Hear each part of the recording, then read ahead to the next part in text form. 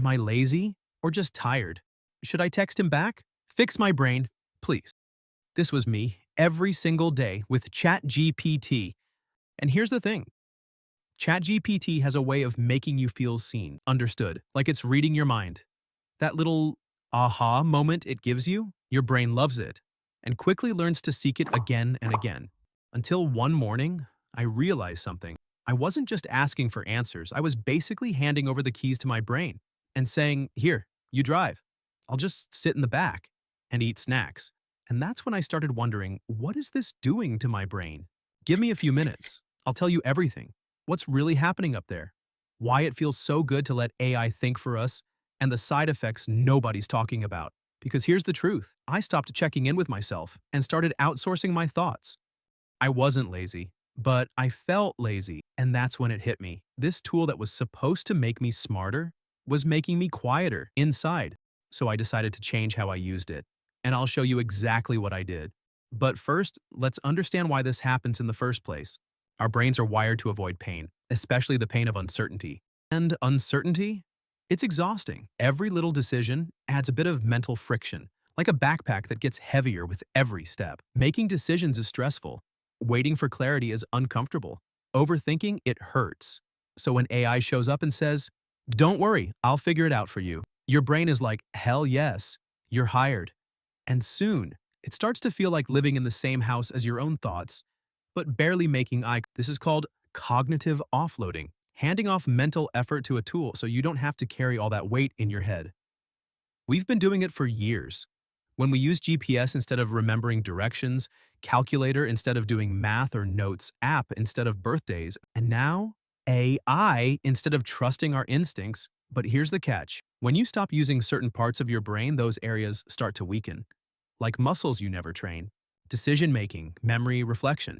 These aren't just habits, they're brain functions, and your brain works on a use it or lose it rule.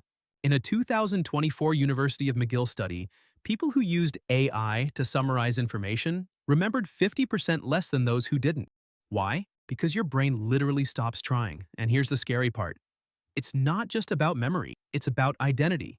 If you always rely on AI to decide, you slowly stop recognizing what your thoughts, opinions, and voice actually sound like. You start having full conversations with ChatGPT instead of your friend, instead of your partner, instead of yourself.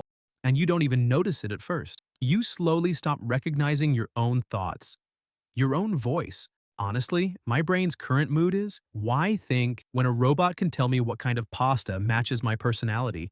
I used to Google, am I overthinking?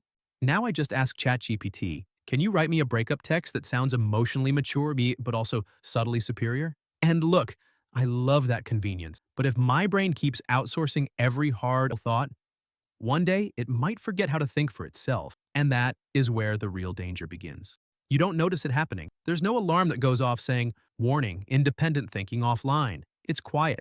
You feel productive, efficient, even smart. But underneath it all, your words sound polished, but less like you, your ideas. They start to blend into everything else online. And that's not just about losing creativity. That's about losing identity. And if it keeps going, you risk living a life designed by something that doesn't even know who you are. Let's be honest. AI wasn't made just to make you smarter or to make life easier. Sure, that's what they put in the ads. And yeah, most inventions started with good intention. Washing machines to save time, cars to get places faster, GPS to never get lost, food delivery so we can focus on what matters, and binge watching more shows. But here's the other side. Companies don't keep making tools because they love you. They do it because tools that make you depend on them make them money. The easier your life gets, the more you outsource. The more you outsource, the more they own your attention, your habits, your data. And AI, it's the ultimate outsourcing machine. It doesn't just do your laundry, it folds your thoughts into pre-made answers.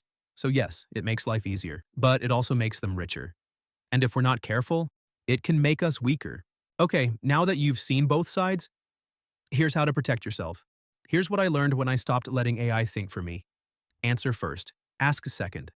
Before typing your question, write your own messy, unfiltered answer. Then ask AI. Compare.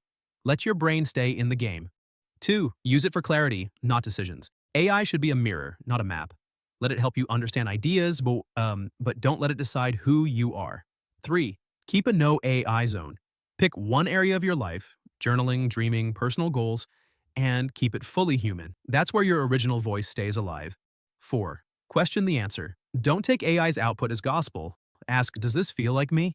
If not, rewrite it in your own words. 5. Give your brain some friction. Let yourself struggle with the question. Confusion isn't failure.